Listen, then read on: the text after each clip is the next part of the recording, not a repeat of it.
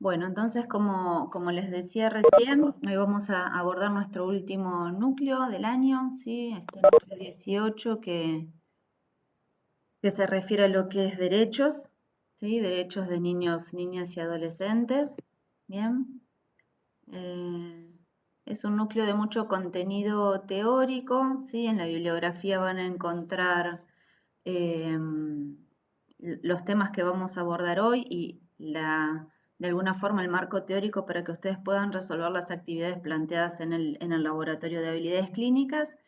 Y el jueves en este laboratorio van a poder evacuar sus dudas o vamos a intentar resolver juntos con una experta las cuestiones particulares de cada caso que les planteamos. ¿Sí? Bien. ¿Qué pasa cuando nosotros interactuamos, ¿no? En la sociedad, no solamente como profesionales, sino como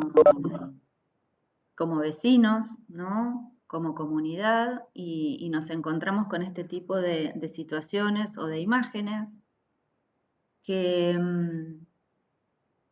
que si hacemos tal vez una reflexión, una autocrítica, hasta en algún momento pueden resultarnos habituales, comunes, espero que no normales o agradables, pero bueno, o sea, son situaciones con las cuales vivimos cotidianamente y, y que tal vez deberían hacernos detener y reflexionar, ¿sí? Con respecto a lo que es la infancia, sus derechos, la vulneración de los derechos, ¿sí? Y, y de dónde nos paramos, ¿sí? Desde qué mirada nos paramos y desde qué mirada actuamos para resolver estas problemáticas, ¿no? Sabemos que a lo largo de la historia, y ustedes en la bibliografía lo van a ver mucho más detallado, ¿sí? Con distintos actores y distintos pensadores, pero sabemos que a la infancia, a la niñez, a la adolescencia, tal cual como la tenemos conceptualizada hoy en día, no fue siempre así. Siempre tenemos que pensar que históricamente la concepción eh, del ser humano y de sus distintas etapas fue visto de diferentes maneras y por lo tanto, al ser visto de diferentes maneras, se le asignaban otros roles, se le asignaban o no otros derechos, otras obligaciones, ¿sí? Históricamente la niñez no ha sido valorada socialmente, ¿sí? Y ha pasado por distintas etapas en las cuales se los consideraba producto del pecado, etapas donde se los ha considerado adultos en miniatura, ¿sí? En general han sido, junto con las mujeres, los niños y las niñas víctimas, ¿sí? de lo que han sido las crisis históricas, tanto crisis sociales, políticas y económicas. ¿Bien? Eh, Han sido considerados seres moldeables a quienes estaban en un vacío y debíamos rellenarlos de contenido, ¿sí? Han sido considerados mano de obra barata y mano de obra fácil para acceder a distintos espacios recónditos y pequeños, eh, y han sido partícipes de la revolución industrial como trabajadores, ¿sí? Como trabajadores sin haber sido reconocidos en un comienzo como trabajadores plenos de derechos, ¿bien? Recién, o sea, a fines del siglo XIX y en el siglo XX se empieza a analizar a la infancia como una etapa de la vida de mayor importancia del ser humano, y en la medida en que se empieza a considerar la infancia como una etapa de un ser en desarrollo, ¿sí? Y a darle preeminencia, recién después de la Segunda Guerra Mundial se, se realiza la Declaración de los Derechos del Niño, esto sucedió en 1959, y fíjense que pasan 30 años a 1989, donde se hace la Convención de los Derechos del Niño, fíjense qué próximo en nuestra historia. Y esto se realizó para dejar atrás aquel desamparo, ¿no? Aquel desamparo al cual habían estado sometidos los infantes a lo largo de la historia en manos de la sociedad. La Convención de los Derechos del Niño es un marco teórico, ¿sí? Es un marco aprobado en la Asamblea General de Naciones Unidas en 1989, ¿sí? Y lo que plantea de alguna forma la Convención de los Derechos del Niño, que va a pasar a ser de alguna forma un marco rector ligado a nuestra Constitución Nacional, a la cual hemos adherido, ¿sí? Pasa a ser un cambio de paradigma. Ustedes van a escuchar en nuestra cursada y en nuestra escuela la palabra paradigma muchas veces, ¿sí? Eh, y un paradigma, ¿qué es? Un paradigma es una cosmovisión, un paradigma es un modelo, ¿no? Es un modelo teórico y es un modelo metodológico en el cual nos paramos nosotros, ¿sí? Para intervenir en nuestra realidad, ¿bien? Entonces, cuando cambiamos un paradigma, cambiamos de alguna forma la mirada hacia determinados aspectos de la vida que nos rodea, ¿sí? Y al cambiar la mirada, cambiamos también los marcos, ¿no? Los marcos teóricos y metodológicos, porque nos van a hacer ejecutar y planificar la realidad de otra forma, ¿bien? Entonces, cuando hablamos de este cambio de paradigma, al menos en el sentido de lo que es derechos en niños, niñas y adolescentes, se pasa a reconocer en este momento a niños, niñas y adolescentes como sujetos de derecho. Bien, en aquel momento, previo a este paradigma, ahora lo vamos a ver bien en un cuadro comparativo, lo que sucedía es que en realidad estaba puesta la mirada de restituir derechos solamente en aquellas situaciones de excepción o en aquellas situaciones de alto riesgo o en aquellas situaciones críticas en las cuales un grupo minoritario de niños, niñas y adolescentes estaba realmente bajo condiciones de sufrimiento extremo, ¿bien? Y entonces estos menores en ese momento eran personas vulneradas que requerían tutela y que requerían protección, y en general la tutela y la protección venía de parte del Estado, ¿sí? Se los separaba de sus núcleos familiares, es donde nacen estas instituciones, ¿sí?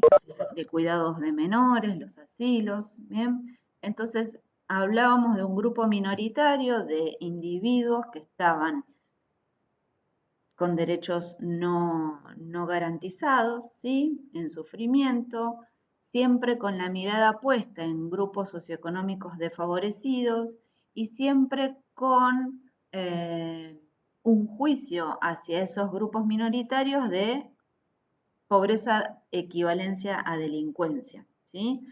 Entonces era como que hasta ese momento estos menores pasibles de tutela y de corrección, ¿bien? Estaban muy ligados al preconcepto de la marginalidad y al preconcepto de la delincuencia, ¿sí? Entonces, de alguna forma, lo que se intenta hacer es cambiar ese paradigma tutelar, ¿sí? O de protección de menores, delincuentes, ¿sí? Un paradigma en el cual los derechos pasan a ser para todos los niños, niñas y adolescentes. Esta mirada integral tiene que ver con que nunca debería haber dejado de ser integral, ¿no? Pero pasa a realmente reafirmarse esto de que los derechos existen y deben existir y deben protegerse y preservarse y controlar que se preserven para todos los niños, niñas y adolescentes, ¿sí? Y ya no parados desde una mirada de inferioridad, ¿sí? Como alguien pequeño que no puede opinar, que desconoce lo que sucede, a pasar a una mirada de integralidad donde son partícipes, ¿no? De sus estos derechos fueron incluidos en la reforma de nuestra Constitución Nacional en 1994 y en el 2005, ¿sí? Se hace la plena recepción de esta ley, la ley 26.061, que es la ley de protección integral. ¿Bien? Entonces, esto que hablábamos recién, de este cambio de paradigma, este cambio teórico, metodológico, ¿sí? En el cual nos paramos para mirar, analizar y planificar nuestra realidad, pasa entonces de ser este paradigma tutelar, en el cual hablábamos de menores, ¿sí?, a un paradigma de protección integral donde se encuentran abarcados todos los niños, niñas y adolescentes, ya no como objeto de protección de grupos desfavorecidos, sino como sujetos de derecho, todos ellos, ¿sí? Esta protección de menores pasa a ser protección para toda la infancia, ¿sí? No solamente protegemos a aquellas circunstancias en las cuales se violan y se restringen derechos, sino que promovemos y reconocemos y actuamos en consecuencia para garantizarlos, ¿sí? No se los considera más incapaces, sino que se los considera personas en desarrollo, ¿bien? Cuando los consideramos personas en desarrollo y de acuerdo a cómo venimos viendo en nuestros núcleos de desarrollo psicosocial, ¿sí?, tanto de niños como de adolescentes, ¿sí?, vemos que el desarrollo nos va a permitir determinadas posibilidades, ¿sí?, a partir de las cuales estos niños y estas niñas van a lograr, de acuerdo a su capacidad de pensamiento y razonamiento, una autonomía progresiva, ¿bien? Entonces vamos a ver más adelante cómo en la medida que avanzamos en la edad son capaces de tomar sus decisiones y siempre además sujetos para ser escuchados. ¿Bien? Antes no importaba lo que pensaba, o sea, no existía la opinión del niño porque desde el adultocentrismo el adulto mayor era quien tomaba las decisiones muchas veces, o sea, en general pensando en el bien, ¿no?, de este individuo, pero se dejaba de lado la opinión del niño, que cambia en nuestro paradigma actual de protección integral, ¿sí? Ya no se encarga solamente de los niños, niñas y adolescentes en situación de riesgo o peligro material o moral, o como lo llaman en la bibliografía, en situación irregular, ¿sí?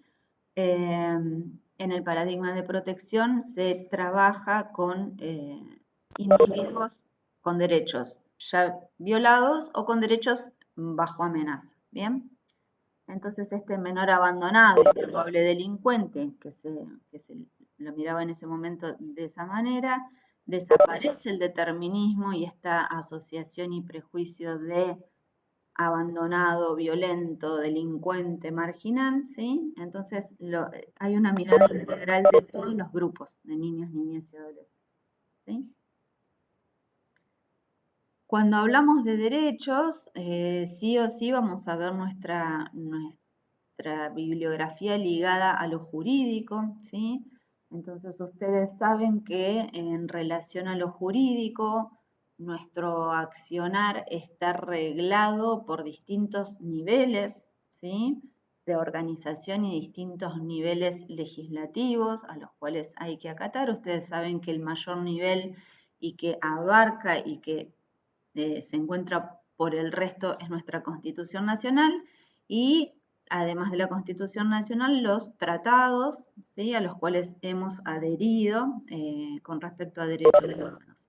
Debajo de la Constitución Nacional vienen las leyes nacionales, las constituciones provinciales, las leyes provinciales y por debajo lo que son resoluciones ministeriales, fallos judiciales, contratos, bien, y todo lo que tiene que ver con el funcionamiento local o regional, ¿sí?, en el cual vivimos cotidianamente.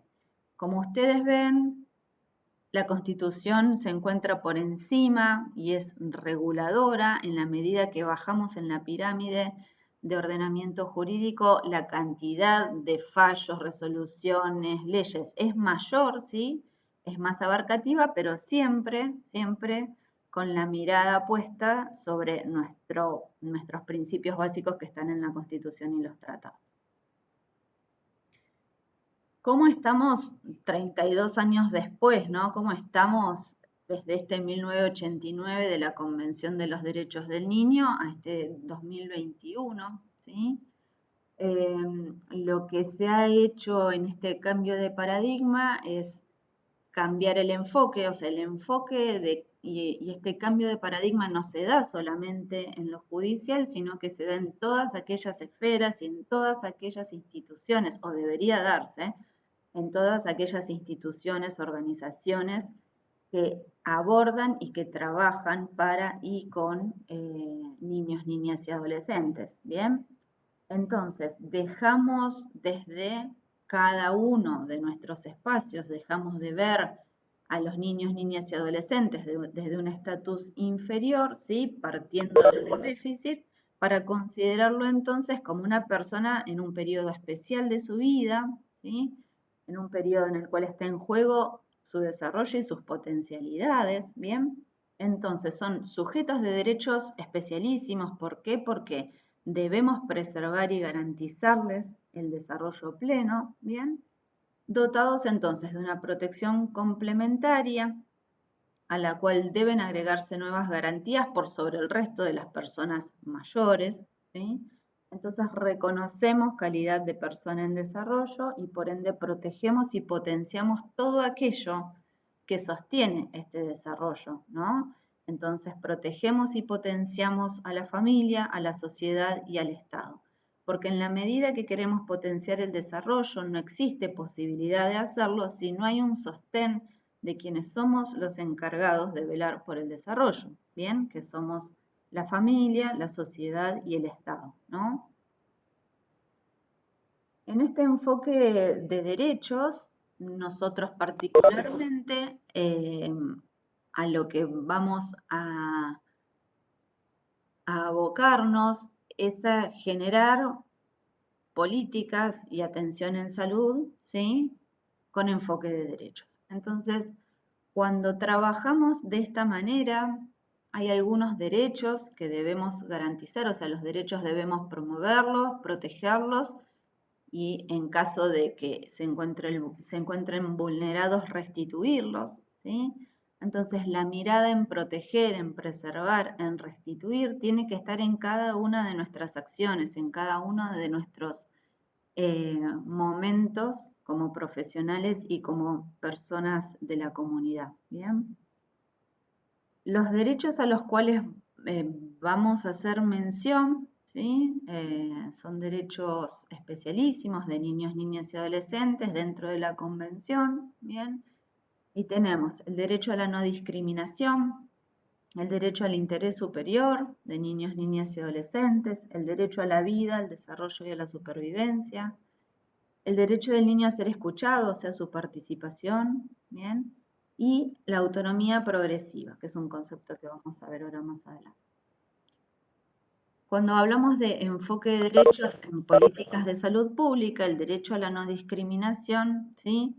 Debe ser el de preservar y el de proteger y el de restituir, ¿sí? Todo tipo de vulneración de derechos relacionados a lo que es la religión, la raza, el color, el sexo, el idioma, la religión, el impedimento físico. Bien, entonces cada uno de nuestros niños, niñas y adolescentes, más allá, ¿sí?, de cualquiera de estos aspectos, ¿sí?, de su individualidad, debe ser tenido en cuenta y no debería ser discriminado, ¿sí?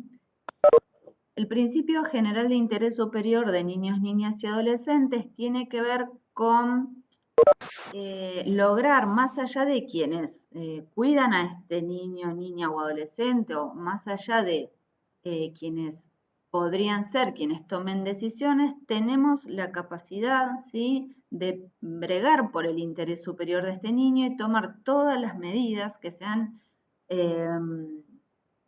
tendientes a generar su bienestar social, ¿sí?, tanto en cuestiones administrativas, de tribunales, en órganos legislativos, ¿sí? Entonces debemos trabajar para promover y proteger y restituir lo que es el interés superior del niño, ¿sí? Ante determinadas cuestiones donde los adultos cuidadores podrían tener determinadas opiniones y las instituciones legislativas, ¿sí?, autoridades administrativas consideran que no se está cumpliendo el interés superior del niño, debemos trabajar para restituirlo.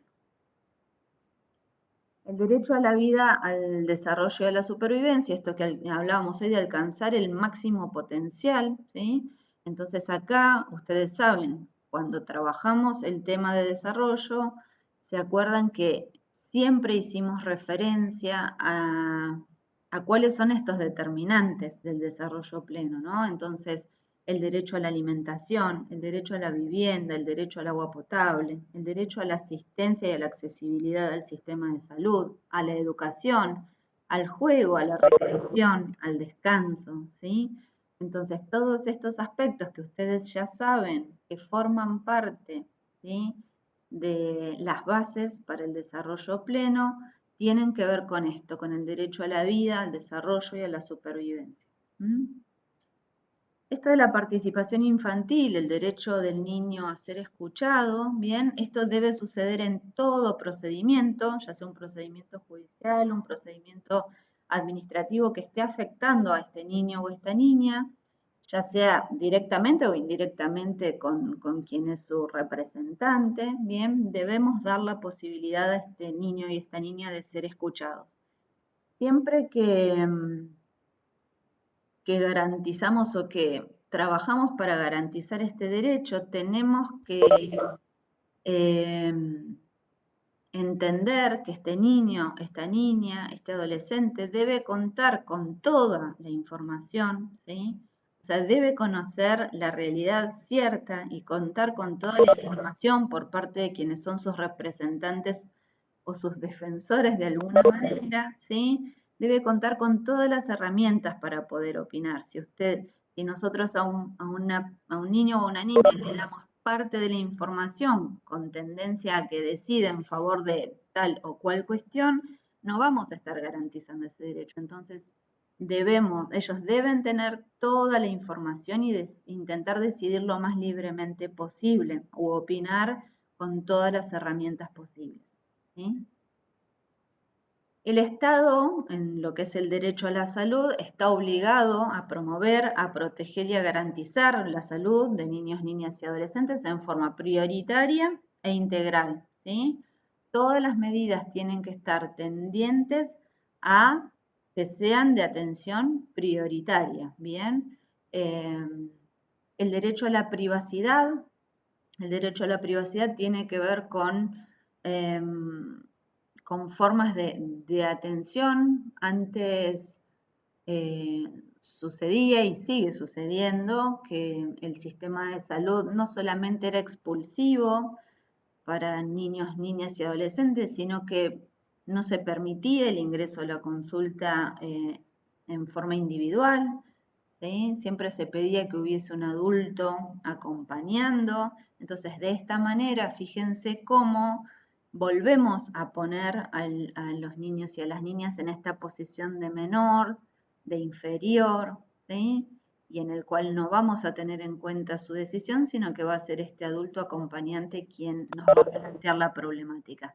Hay muchas situaciones en las cuales los niños, las niñas, los adolescentes se acercan al sistema de salud justamente porque tienen sus derechos vulnerados y se acercan de alguna manera para buscar una ayuda o para hacer una pregunta, ¿sí? Entonces, en la medida que ellos acuden al sistema de salud, tienen la posibilidad hoy, ¿sí?, de ser atendidos de forma privada, individual, y nosotros como profesionales debemos conocer hasta dónde, ¿sí? Debemos, esto que sigue, que es el derecho a la confidencialidad, debemos saber hasta dónde y en qué momentos nuestro secreto profesional debe quedar en el ámbito de la consulta, ¿sí?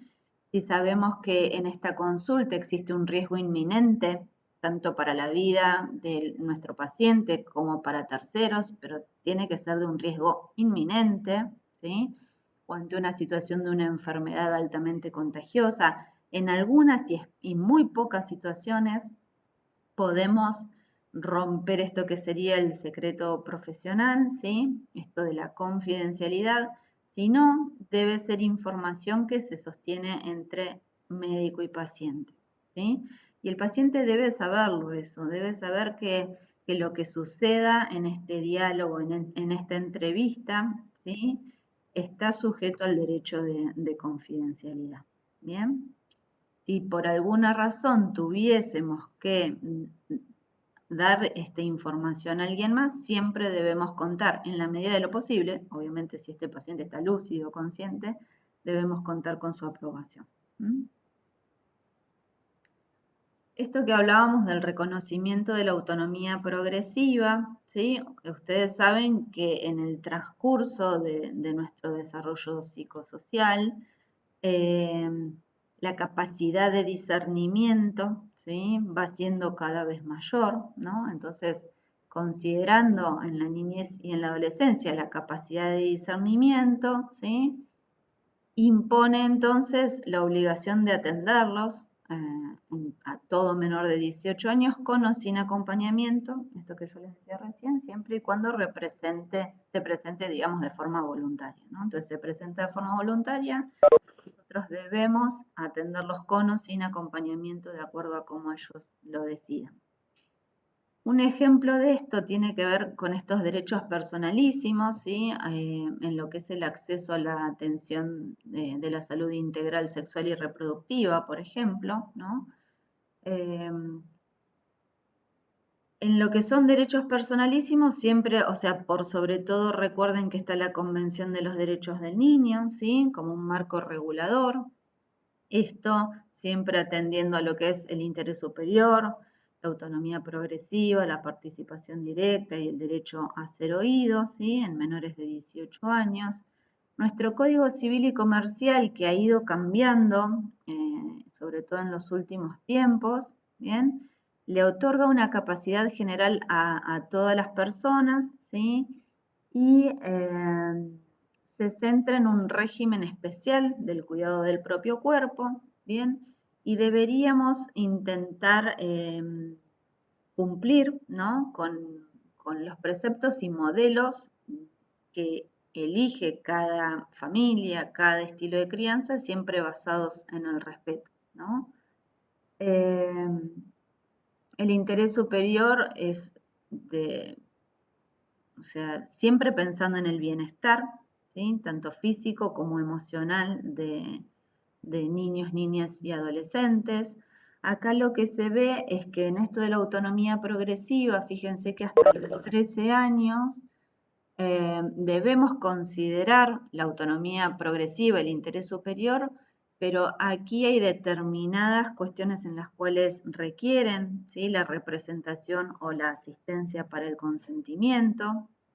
Entre los 13 y los 16 años, aquellas prácticas que no implican riesgo para la salud pueden ser decididas por adolescentes y después de los 16 años ya tienen capacidad plena para la toma de decisiones en lo que, lo que respecta al cuidado de su propio cuerpo como una persona adulta. ¿Bien? Después existen leyes, la ley del Programa Nacional de Salud Sexual y Procreación Responsable, bien, la ley de protección integral de niños, niñas y adolescentes, los programas, el Programa Nacional de Educación Sexual Integral, ¿sí? Fíjense que todo esto es un abordaje con enfoque de derechos relacionado a lo que es la salud integral sexual y reproductiva, ¿bien? Y acá de alguna forma está representada lo que es la autonomía progresiva.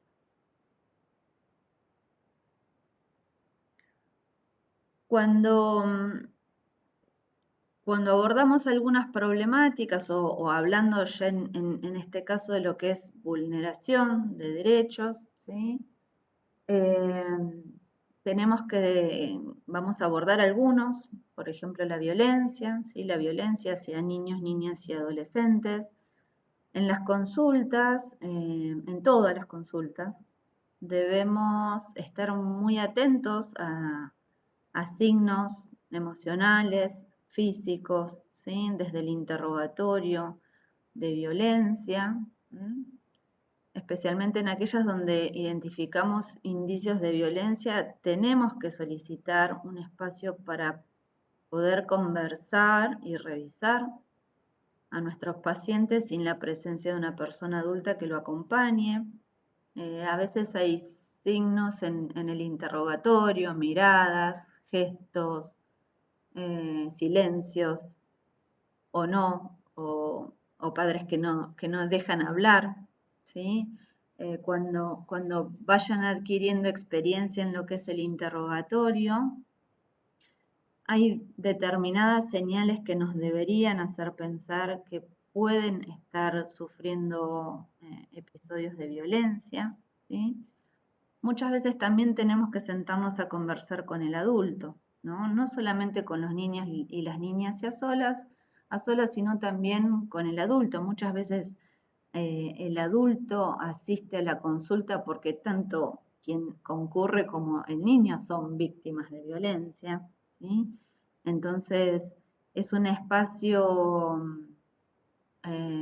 muchas veces de mucha responsabilidad porque obtenemos información con la cual después tenemos que trabajar y hacer algo, ¿sí?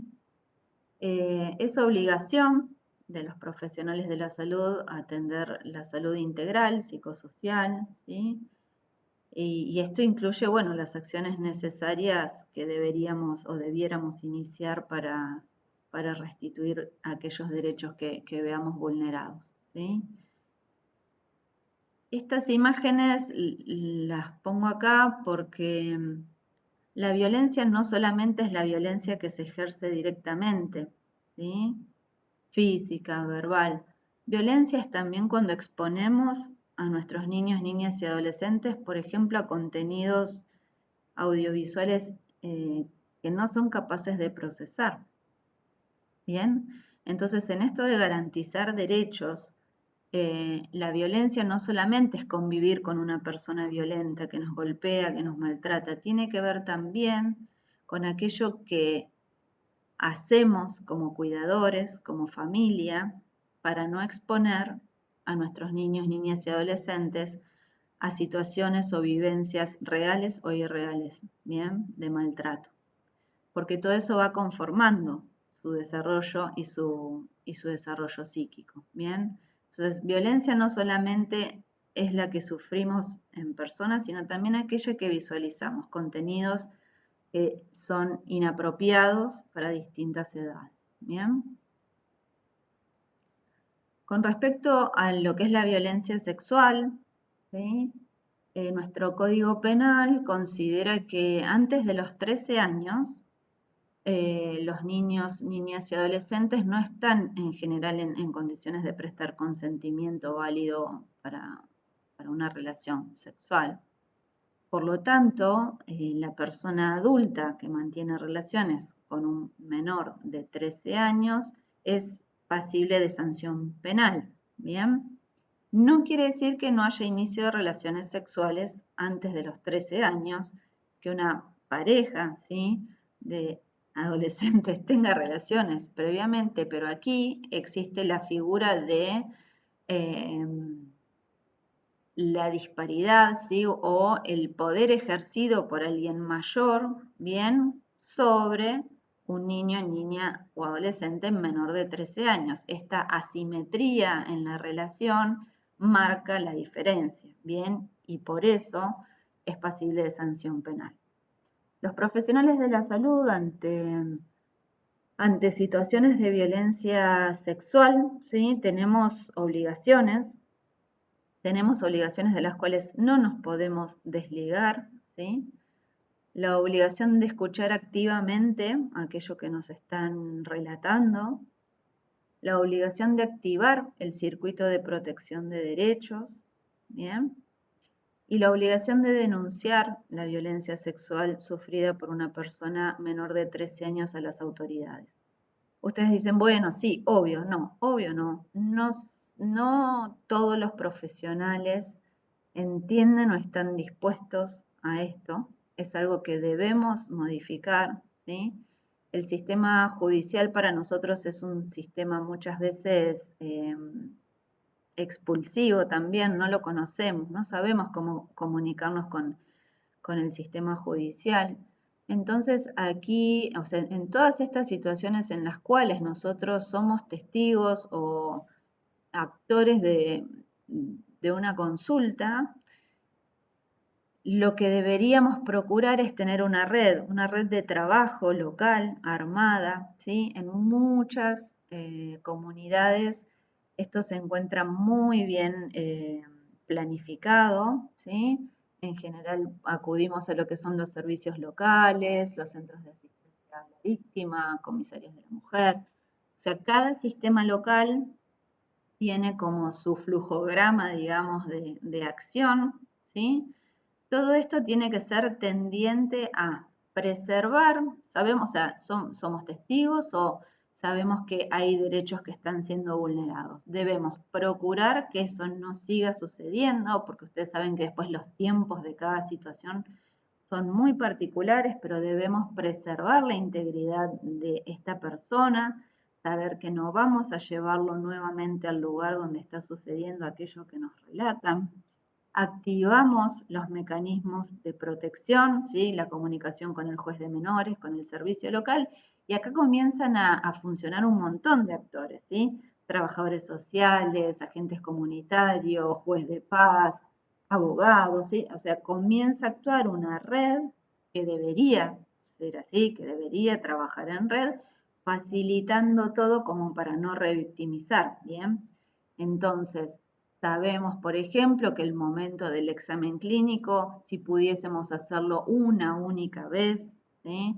El médico, tal vez el médico policial, ¿sí? Saben que hay que tomar muestras, hay que activar protocolos para lo que es enfermedades de transmisión sexual. Debemos trabajar de la forma más organizada y más coherente posible para no revictimizar a, a nuestros pacientes, ¿sí? Con respecto a lo que es el trabajo infantil, ¿sí? Se considera trabajo infantil a cualquier trabajo que es física, mental o moralmente perjudicial para el niño y que afecta su escolaridad impidiendo que juegue, ¿sí? Esto es una definición de la Organización Internacional del Trabajo. ¿Y por qué se da esta definición? Porque hay distintas concepciones, ¿sí? Hay diferentes concepciones en cuanto a lo que es trabajo infantil desde la mirada del factor de desarrollo, de autonomía y de identidad o la concepción del trabajo en condiciones de explotación. Bien, porque si venimos hablando de que, bueno, tienen capacidad de decidir, tienen capacidad de opinar, hay una mirada desde lo que es el trabajo como factor de autonomía y de identidad en el cual tal vez deberíamos respetar, bien, aquellas actividades laborales, pero sabemos que no deberían de ninguna manera afectar ni física, ni mental, ni moralmente la salud de niños, niñas y adolescentes, que no deberían afectar su escolaridad. Bien, entonces se llega como a una mirada, digamos, no tan extrema, ¿sí? De lo que es sí al trabajo, no al trabajo, sino que se intenta preservar distintas cuestiones que sabemos que son importantes para el desarrollo. ¿Bien? Entonces, en la concepción del trabajo como factor de desarrollo, autonomía e identidad son aquellos trabajos que no interfieren con la escolaridad, ¿sí? Que son, por ejemplo, tareas como ayudar en la casa, colaborar en una empresa familiar, ¿sí? Ganar dinero en vacaciones o fuera del horario escolar, ¿sí? Para sus propios gastos. Esto tiene que ver con prácticas de crianza o trabajos supuestamente aceptables, ¿bien? Entonces, en esta imagen, después los niños y las niñas cuando hablamos de derechos, siempre, bueno, se divierten mucho diciendo que en la casa los hacen trabajar, que los hacen poner la mesa, que los hacen colaborar. Bueno, entonces, ¿está visto eso como un trabajo? Tiene que ver con un estilo de crianza y tiene que ver con el desarrollo de la autonomía, de la autoestima, ¿sí? Es parte también de la crianza eh, generar estos espacios de trabajo conjuntos dentro del ámbito familiar, ¿no? Entonces, bueno, en esta imagen tenemos a un niño con su papá haciendo una huerta, ¿no? Por ejemplo. En cambio, en lo que se refiere al trabajo en condiciones de explotación, es un trabajo completo, ¿sí? Un trabajo completo a edades tempranas, con horarios laborales prolongados, ¿sí? Trabajo y vida en las calles, en malas condiciones. Estos trabajos en general los exponen a situaciones de maltrato, de violencia, de sufrimiento, de malas condiciones climáticas, de no horarios para la alimentación, situaciones de asimetría, ¿no? De poder entre quienes los obligan a trabajar o quienes los emplean y ellos mismos, ¿no? Entonces hay remuneraciones inadecuadas, trabajos donde deben asumir tal vez demasiada responsabilidad. Esto les afecta el acceso a la educación, ¿sí? En general están más expuestos a lo que es explotación sexual. Son trabajos que socavan su dignidad, su autoestima, ¿bien? Algunos relacionados o ya en el límite de la esclavitud y perjudican entonces el pleno desarrollo social y psicológico, ¿no? Estos son lo que se conocen como las peores formas de trabajo. ¿Cómo estamos entonces 30 años después, la Convención de los Derechos del Niño de 1989? Hasta 2019, algunos datos hablaban, un informe de la UCA de 2019 decía que aproximadamente el 51,7% de los niños seguía siendo pobre en la Argentina, con la consecuente privación de la mayoría de sus derechos. Que en países en desarrollo 1 de cada 3 niños sufren pobreza extrema. Ustedes fíjense que esto del trabajo infantil muchas veces está relacionado con que el núcleo familiar es un núcleo con carencias, entonces estas carencias llevan al abandono escolar y el abandono escolar se produce por una incorporación precoz en lo que son trabajos, ¿sí? A los cuales obviamente acceden en condiciones que no son las adecuadas, ¿no? De cada 100 niños que nacían, 40 no iban a tener identidad, existencia oficial o reconocimiento de nacionalidad, simplemente porque nacen, no son registrados, viven en zonas marginales, alejadas, ¿sí? De todo el planeta. ¿Bien? 26 de ellos no van a estar inmunizados para ninguna enfermedad, 17 nunca irán a la escuela. 26 millones de niños realizaron trabajos peligrosos, 8 millones en condiciones de esclavitud, 1 millón trabajando en las minas de Asia y de Sudamérica. Ustedes saben que por el tamaño los niños y las niñas son como trabajadores ideales para lo que son espacios reducidos, ¿sí? Entonces en las minas trabajan frecuentemente. En los últimos 10 años, aquí en 2019, más de 1 millón de niños fallecidos en conflictos armados. ¿Bien? El niño en el mundo en el 2021. ¿Qué nos sucedió entre el 2019 y el 2021? Apareció la pandemia, ¿sí? Situación mundial en la cual por desconocimiento, miedo, incapacidad, múltiples factores, los derechos se vieron vulnerados, ¿no?